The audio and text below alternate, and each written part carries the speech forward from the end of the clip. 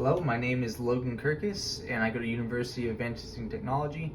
My major is Game Art and Animations, and this is my student innovation project in class SIP 311.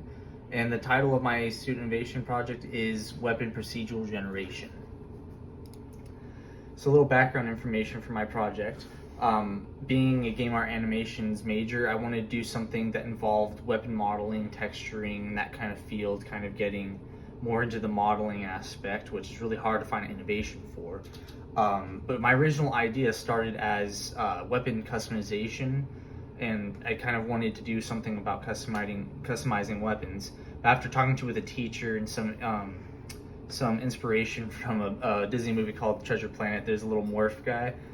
He basically is able to morph to different things, and talking with the teacher, we kind of came up with an idea, which my idea is basically in-game weapon transformations, where you'll actually go with like a sword, and then you could actually, that the sword actually transforms into another weapon in-game on screen, using procedural generations and the application called Houdini. So what makes it innovative is how it works. So when you're looking at like a model, it comes with all the vertices, edges, faces, polygons, and surfaces, and all that kind of stuff, and then the actual object.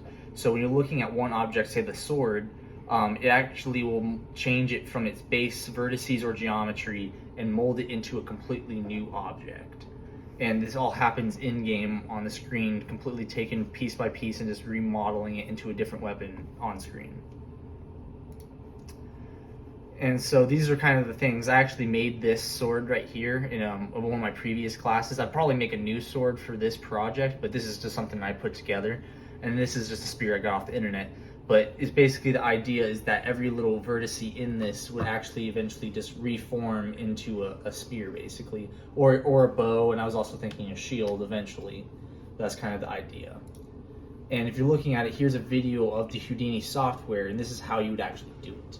So when I was going on there and actually looking it up and how to actually do this, this was basically, there's two different types of ways you can do this, and one's based off of vertices and one's based off its geometry. This is the vertice method, but you see like there's a little creature right here, and you can see the vertices completely dissipate and kind of go away like sand and reform into this shape.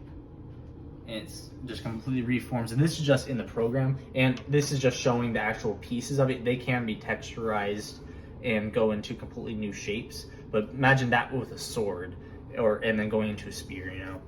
And the geometry version kind of makes it look melted, and it makes it look like liquidy, kind of remolding.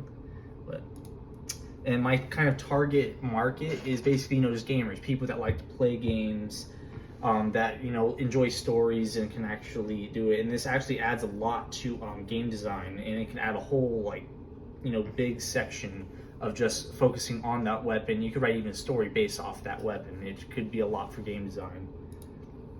And some prior art. So other games that use procedural generation, usually they only use it when it comes to terrain. So this game right here is called No Man's Sky.